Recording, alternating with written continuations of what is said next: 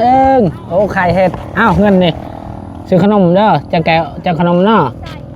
ขับใจไปขับใจเอาเนาะจบดีเด้อเอื้อยเพิ่นเมื่อเมื่อแต่ห้าจะทันน้อยเมื่อโดยไปเอาไปเอาโชคดีเด้อคอยให้ใครมัดคอยไปคอยมาโดย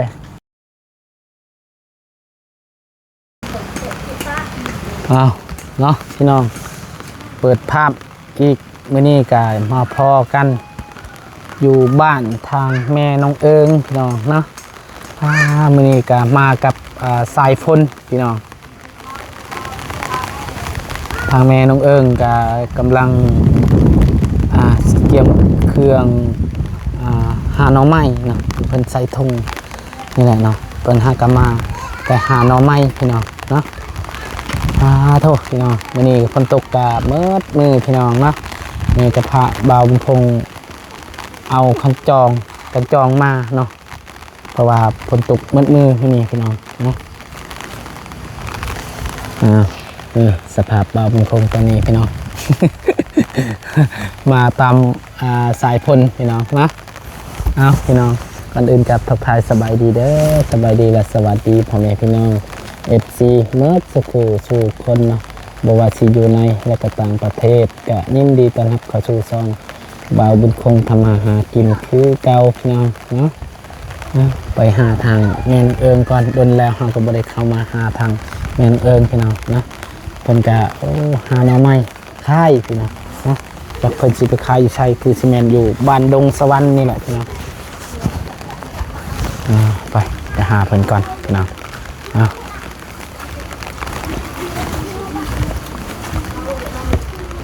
โอ้ทางน้องเอิงสบายดีโดยสองคนจะเจ้าไผ่เอื่อยไผ่นองบ่เคยเข้ามาตลอดนะเจ้าเป็นเอื่อยบ่เราเป็นนองบ่โดยกินข้าวแล้วหากะมาแต่หาหน่อไม้นี่ไผ่เจ้ายังไม่ได้กินบ่กินแล้วไหมโอ้ตื่นมาก็ไปหาหน่อไม้เลยบ่โดยนี่กับบ่ายโมงเลยเนาะ12 โมงแล้วเนาะนี่กินแล้วแหละเอารถกินข้าวกินรถสบายดีปะลุงสบายดีปะลุงโดยเอิ้งเบิ่งอ่ะสบายดีปะลุงว่ะน้ำมือไหมน้ำมือโดยทุ่งเท่าไหร่นี่ใครอยู่ใช่ใครอยู่บันดงเด้อใครอยู่บันดงบ่กินข้าวกับคักอะไรก็มากินอยู่นะฮะบ่ชื่อนั่นได้เจ้าก็ตีอันนี้เอ้ยเจ้าซี่ชื่อเนาะตีเอ้ยแท้ๆนี่เนาะเขาก็มาตลอดพี่น้องแต่ว่าบ่ได้ถ่ายทางเอื้อยเพิ่นนี่นะเนาะเพิ่นชานเพิ่นก็ประมาณนี้แหละพี่น้อง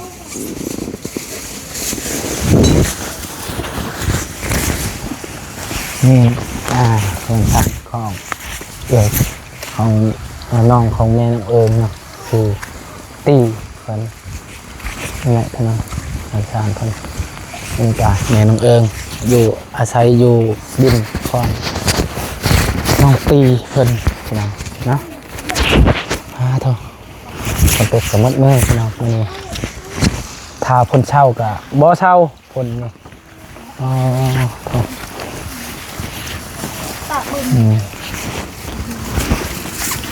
โอ้น้องเอิงก็ไปขายน้ำไม้บ่น้องเอิงไปแช่บักบ่แม่ไปแช่บักนางแม่ไปแช่บักโอ้พันไปขายน้ำไม้พี่น้อง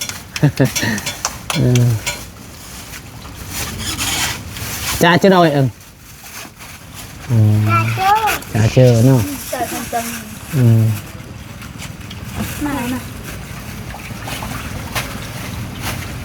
ทงเท่าไหรนี่ขายทงเศร้า10นี่หนูตกทานหวานเลยสีทงสาวหาแล้ว สีทงสหาเขาเอามาโทรใครอยู่ใช่สีทงสหาโดยขึ้นใหม่ เรือซ้ำยังเรือซ้ำทงเรือไฮเอื้อน โดยเบิ่งชกจนดำพี่น้องหนาวป่ะชะงัด เตะใบประกาศชนะใจ ช่องจะคนช่องคนบ่ช่องคนบ่มาทหารละไมในช่องคนที่เจ้าแต่ว่าพอเดียวละ นี่เอื้อน เลย ทำคน คือชิหิวข้าวฮักเลยเนาะทำไมน้องพี่น้องหิวข้าวจนมาแต่ไม่ได้กินข้าวเช้าเลยบ่ โดน โอ้กินเลยไหม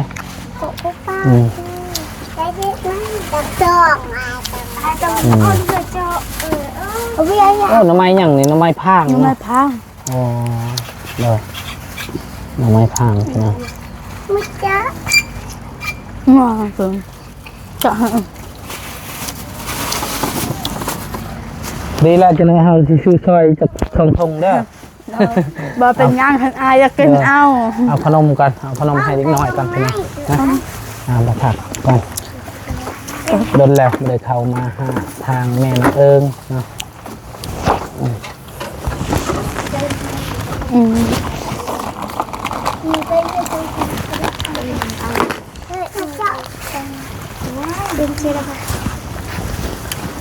ขนมจะไปเนาะอย่าบ้าไงมั้งคือ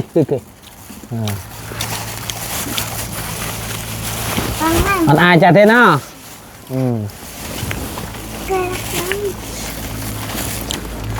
จักทุ่งทั้งหมดเมนูเอิง กระดาษนับแม่มากัน ตะดังเนี่ยอันอ้าวแล้วขายหน่อไม้บุหูจักนับแล้วอันนี้พี่น้องจำเป็นว่าที่ทงในชา5,000ทง1 5,000อันนี้เนาะโอ้ตายหน่อไม้งามเลยพี่น้องนะ ข่าวคายวายละ โดย เราเอาให้มัด15เอา โดย บ่สองมัดนี่25เอา 2 มัด 25 เขาว่า หน่อไม้นี่ มาแม่นข่าวคายวายเลย โอ้ เราเอาให้มัด15เขาว่าบ่ เจ้าเรียนชื่ออยู่บ่ล่ะ 25 ไม่เรียนชื่อตะเบินไม่เรียนตะเบินไม่เรียนบอลเราไม่เรียนปอชี่แม่นบ่ปอชี่ปอ1แม่บ่ นี่ทำไมไล่ นี่ทำไมไล่เนาะ เอ้าอยากจะอยากจะ บ่เขาสิซื้อซอยนะ ให้ชื่อ ซื้อ เด้ ซอยหน่อไม้พางใช่ไหมซื้อหน่อไม้พางทุ่งนึงซื้อหน่อไม้ไล่ทุ่งนึงเด้อนี่ให้ซื้อซอยคนก่อน ให้อายชื่อๆนะ บ่แล้วบ่ เจ้ากาโอ้ย ได้เฮ็ดหยังก็ไปหาละไม้แบบ ตั้งแต่เช้านี่พี่น้อง บ่มีเวียกเฮ็ดเด้ โดยเบิ่งชกเป็นดำเพิ่น โดยเวลา โดยข้าวกาอดตั้งแต่เช้านี่เนาะ โดย อิ่มแล้วข้าวกินแล้วแม่ อิ่มแล้ว อิ่มแล้วเข้ามา โอเคก็อี สิไปสิไปขายแล้วนี่ฮะ โดย โดย จะเอาไปมั้ยลูกบนกันทุกตะมันลู บ่อยู่เฮือนเจ้าจักคนเท่านั้นนั่นจ้ะ ชิ้น 4ลูก หากับร้าน หลานเจ้าก็มาอยู่นำพ่อเจ้าเฮ็ดอย่างหยัง เราเป็นทหาร โดยครั้งแรกนะเฮาก็ได้ลมนำ ลูกไก่ออกมาแปลง น้องเขา ไก่จ่าที่ แม่ ก็ เอิงพี่น้องนะจ่าที่ซื้อหน่อไม้ซอยเพิ่นก่อนพี่น้องเอา2ทุ่งพอละ เอาไว้รถนั่นเอาไว้ค่ายรถโดย เติมอาย บ่เป็นหยังมีแต่เฮาซื้อซอยซื่อๆนี่ แล้วก็ ใจ โดยนะซื้อซอยทางแม่น้องเอิญก่อนพี่น้องเอาช่องคงเขาละนี่ อันนี้ก็ให้เจ้าค่ายรถ ให้เด้ทง นี่ให้เจ้าค่ายรถนี่ อ่านี่คอยเอาช่องทงครับพอแล้วได้กินแล้วขอบใจละลายโดย ขอบใจหลายๆเด้ โดยไว้รถเนี่ยไว้คายเด้ออันนี้ก็สิเอา เอาข้าวนี่ฮะแสน ไข่ขาวตัวใดตัวนี้บ่นะครับบ่นี่นอยังก่อนนี่ ให้ข้าวน อยังก่อนตัวน่ะ โนพาง นอพางเนาะเอานอพางนี่แหละ ข้าวแทบตบ โดยเอาช่องทงได้ละโดยทงนึง10,000บ่ โด จะแม่นชาวบ่10บ่โดยโอ้อยู่บ้านเฮาแพงนะเขาเจ้าขายเลยทงนึง20,000บ่ล่ะ นี่ก็จักเขาซื้อเตอะ โอ้ สีทง25ก็เอา โดยสีทงสหาตกอยู่ทงนึงประมาณอยู่ 7,000 นี่แหละ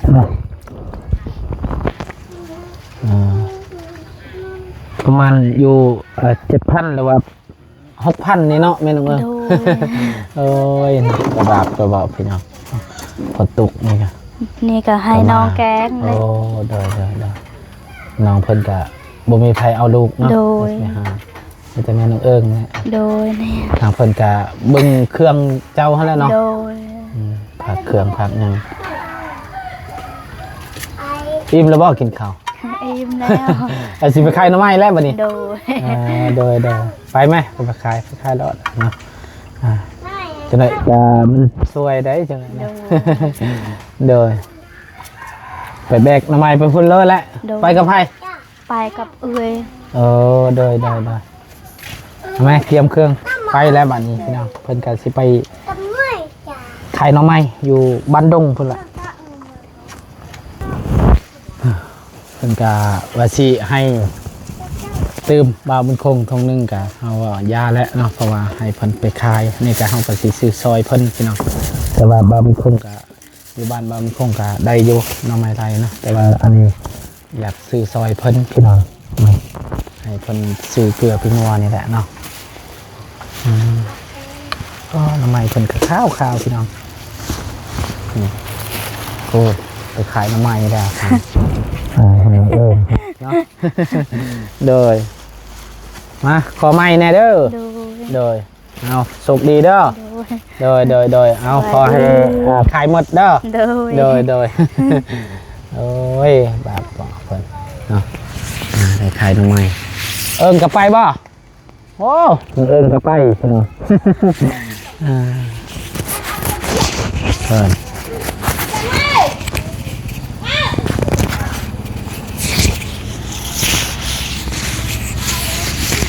ไปขายหน่อไม้กับเอื้อยได้บ่ด้วยนะ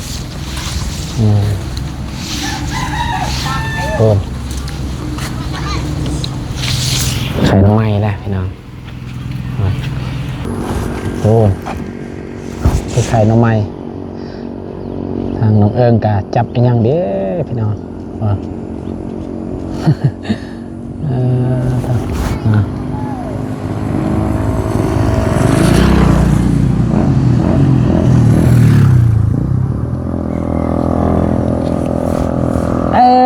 ไปขายยัง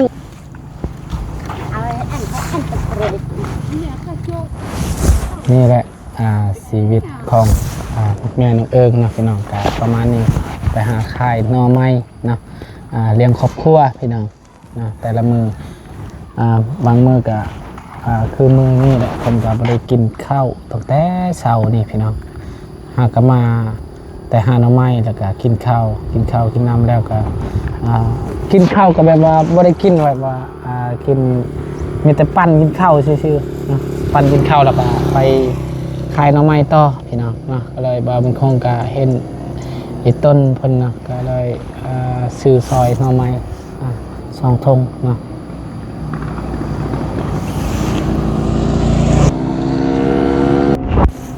คนกะ5 กะเข้าตกนี่แหละพี่น้องเนาะนี่ก็มืดคือเก่าเนาะมืดฟ้ามืดคนคือเก่าคือเดิมเนาะพี่น้องกะสำหรับคลิปนี้บาวคงกะสิขอจบคลิปปิดคลิปไว้เพียงเท่านี้ก่อนพ่อแม่พี่น้องเนาะกะสิเดินทางไปหาน้องป๊อปปี้คือเก่าเนาะไปอัปเดตเดือนชานเพิ่นเนาะ เอาสำหรับคลิปนี้ไปแล้วเด้อสบายดี